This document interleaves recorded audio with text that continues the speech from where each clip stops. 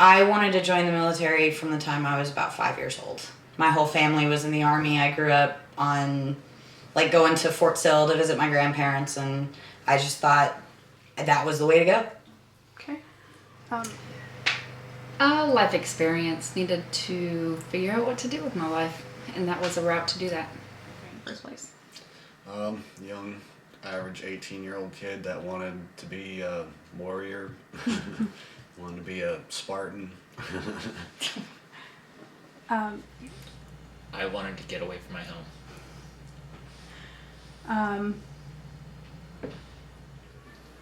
Because everybody said I couldn't do it and I wasn't strong enough, and I didn't want to pay for college.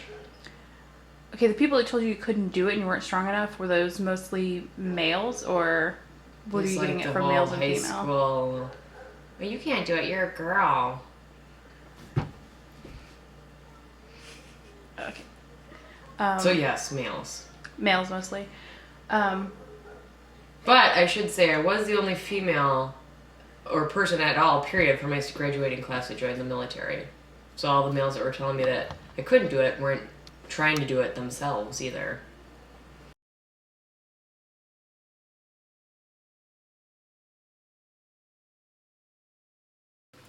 No, not really. No. No.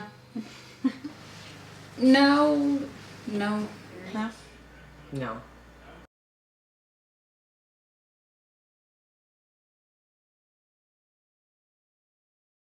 It was definitely a larger amount of males. And then the unit that I was deployed with was all males. It was an artillery unit. So The career field that I was in a support operation, so they'd actually send me out as support to different units. So as far as if I worked out on the flat line, there was definitely a ratio of more men than women. If I was in more of an administrative unit, supporting the aircraft, or there was probably more of an even level, but there was definitely a ratio of higher of men than women. Okay. It was all males. There are a few females, yes.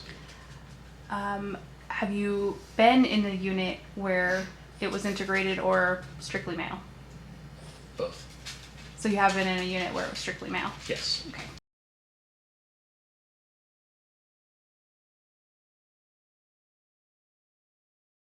So, I did have an incident, not in my unit, but when I was in training in AIT, we did a leadership development course. It was an obstacle course. And I found that I got the female drill sergeants were more likely to treat females differently. We were doing this obstacle, and it required us to build a human ladder to get everybody up over this 9-foot wall. And I was the, second to last person to go, and the person behind me was a male. And, I reached up and grabbed one of the female's hands, and he locked his hands out for me to put my boot in, and had already, lifted me up, and I was, in the process of pulling myself up, and she grabbed him and yanked him out from underneath me and said, she don't need no help. And I fell and broke my hip because she just refused to let a female be assisted by a male. Do you think that came from the female drill sergeants thinking that they, as females, needed to prove themselves, so that you, as a female, also needed to prove yourself? Yes, and that was, they preached it a lot. We're always very insistent that, the females not dress nicely when they were in civilians or whatever. They kind of tried to make them not be as female or not appear as female. But I think it was because in the time frame when they came in, I believe they were treated a lot differently, especially I don't know why, but it seemed like all of the female drill sergeants were under 5 feet tall. So there's kind of a little bit of that Napoleon complex too. So they, they were actually had more problems with the females treating other females that way, not so much the males. I think everybody does, if you're male or female in certain points. You just have to prove your worth in the position that you hold. Making sure that when you go and try to achieve that job, you achieve it. If you don't achieve it, if you're male or female, you're going to be discriminated against. So you never felt that there was things that, like maybe schools or anything like that, that you were not chosen for, someone else may have been chosen for because they were male? Actually, with that, I would think that since I was more the minority part of it, they would probably choose me more to go than not choose me. I think when it come down to being put on details and stuff, they'd look at it where, well, if we put 5 guys on this, they'd get it done a lot faster than if we put 3 females on it or 5 females, because the whole physical capabilities. So any differences or any different treatment that you experienced came mostly because of your physical ability as a female, not necessarily just the inability to do things because you're a female? I think it was just more of a physical ability. Okay. I have watched women being treated differently in that usually at like the lower ranking roles, a lot of times the young guys will try to do things for the women.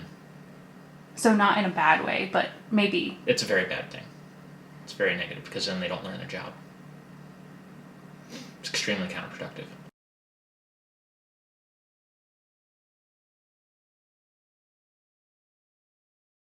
With her was I had to go to her to basically get my malaria medication and get my anthrax shots and just basic checkups, and if I got hurt or something, I went there to get checked out, make sure I wasn't didn't have a concussion, things like that. You didn't feel like you were getting inferior treatment because she was a female and not a male? No, definitely not. Or that she couldn't do the role as not only medic but also soldier because she was a female? I think she was capable of both, because she definitely went outside the wire, and for the camera, that means outside of the fob, which is the base, and went up to operating posts and things like that. So she was capable, and she even had stories of being in combat situations while they were out. So yes, I believe she was capable.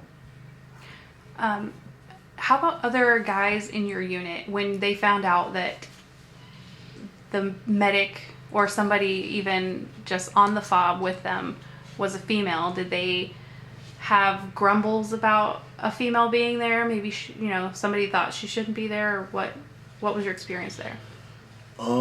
Well, for the most part, everybody never really had any issues with her. She seemed like part of the group. She was married, and everybody knew her husband, so she never really had to deal with any problems except for one incident,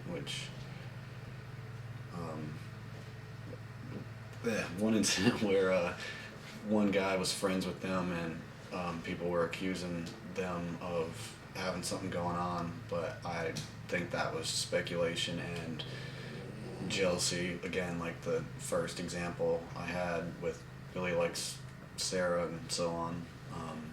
But other than that, that's it.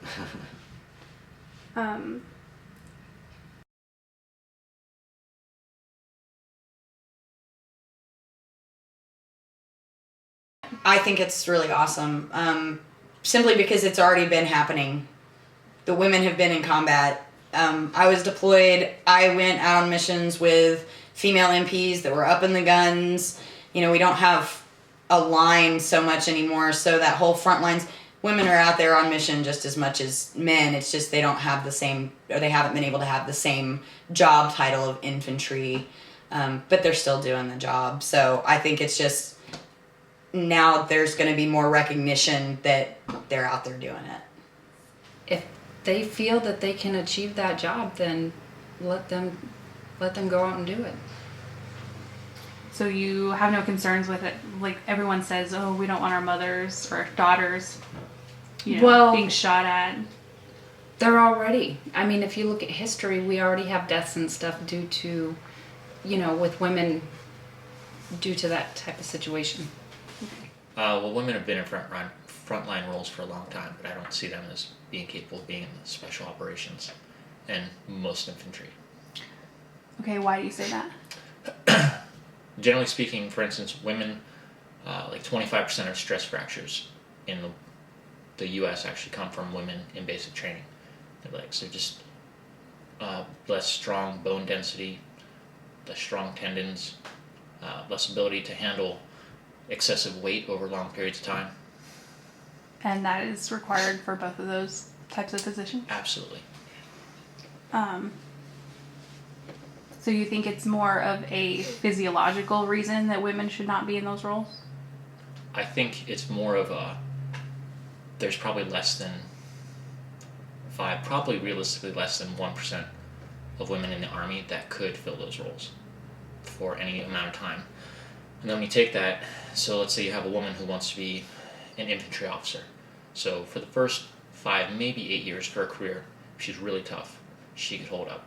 But after that, continuing on with that stress of body, it's just going to destroy her. And then if she can't compete, then you're basically putting her into a dead-end job. I don't think it should be allowed. Unless they can do everything to the exact same standard as the males. They shouldn't have to have different standards or lesser standards. I'm not sure how you word it, but they should have to meet the exact same standards physically and everything. There shouldn't be, well, you can be infantry, but you just have to do this instead of the males doing so much more. So when you say standards, are you talking about like physical training standards, weight standards? Are you talking about the actual training, like the things Both. that they have to do? All of it. All Should of it. be equal. So do you think that should be across the board in the military, that like all females should have to do the same score as males for PT, for physical training? Yes.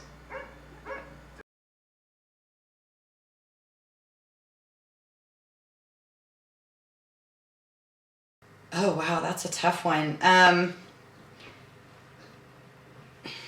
kind of torn. I believe it's Israel where everybody's required to serve some military time, and I think that would be a good thing, but our draft system is usually just for like wartime purposes. I think everybody should have to serve some military time just to have the experience, male or female. So period, whether wartime or peacetime. Right, but then you have the issue of, with the draft, if it's wartime, the women, there are mothers and things like that, so then who's going to take care of the kids if everybody goes away? So, there's, some logistics of it that I'm not sure it would be great for women to do that, but I do think everyone should have to serve some time. The draft is different than a requirement of actually serving. The draft itself, I would think that everybody would have to be able to sign up for it. The call of a draft is different than a call of requirement of actually training, and being in for a certain amount of time. Do you think everybody should be required to be in for a certain amount of time? Absolutely. Yes, I do. Why do you think that? Because it's America, land of the free. Everything's about equal opportunity. It's not equal if the men need to be signed up or have their numbers every year, whatever, and the females don't. It's not fair. It's not fair to the males.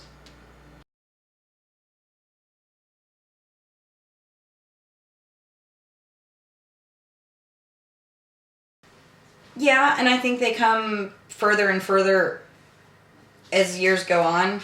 But I also think in some ways there's too many allowances. I think that makes it more, I think that actually makes it harder on females because then it's more like they're getting special treatment. So, just across the board, people being treating others equally, needs to be a better, there needs to be better, there's a word I'm looking for. Well, here's one of the things that has been proposed by some people is that women in the military would probably be better accepted if standards for like physical fitness and height and weight standards were across the board the same for males and females. Like, do you think something like that would make sure that everybody was exactly the same? No, because physiologically we aren't the same. Just like in gymnastics, it's very difficult for women to do, the parallel bars because, our musculature is different. Not that we're not capable of lifting the same amount of weight and things like that, but when you talk about weight requirements and things like that, our body fat percentages are, physically they are different. If you try to make us the same, you're gonna, end up with like anorexic women who aren't capable of lifting a weapon. So, no, I don't think that those things need to change. But I do think that they need to be able to, lift the same amount of weight and things like that for certain jobs, because if you can't, then you can't do the job. And if you're not capable of doing the job, then you don't need to be in the job. So I think it should be more of an individualized, depending on skill level. I don't really think, they're pushing females as a whole from where we started and being restricted to not doing anything with men and being more incorporated. That just comes with time. And Well, I'm not sure. I'd have to think about that for a while. But, initially I'd say no, because people are always going to talk and speculate unless they're allowed to tell them that they have to keep that kind of stuff to themselves, then no, I don't think there is. Yes, their mothers could raise them better. That would be the ones who do that are usually the ones who are just very out for attention.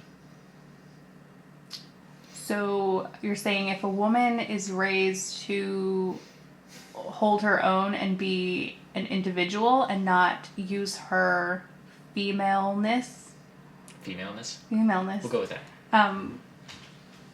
to get things that she wants, then maybe. Or to get certain guys to do things for them, yes. And usually what ends up happening is that if they have good NCOs, they see that and they put a stop to it. And they develop them into good leaders. So it's not necessarily an overall. No, it's a lower enlisted thing. Usually it's a lower enlisted thing. Okay. So do you think that it is a societal thing that women are taught to have men help them or do things for them that No. makes it harder for women in the military? No, I think those individuals just come into the Army with weak character overall. So it's not an overall problem for all females in the military? No, not at all. Do you think... There are plenty of strong women that come in with the single goal of doing amazing things. You don't think so? Everything should just be equal, and then there shouldn't be any problems if it's all equal More or or the less. same. More or less, everybody should have Same the standards same across the opportunities line. if they can meet the same standards. Yes. But it's also America. You can't send a female to ranger school because it's just not what Americans expect. Like, daddy's little girl isn't going to be the first one rushing into war. It's going to be a strong male. That's just how it is.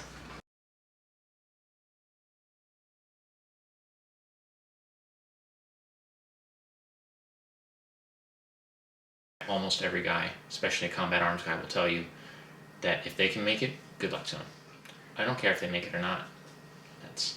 If they can do it, they can do it. I will take anybody that's competent to work beside me.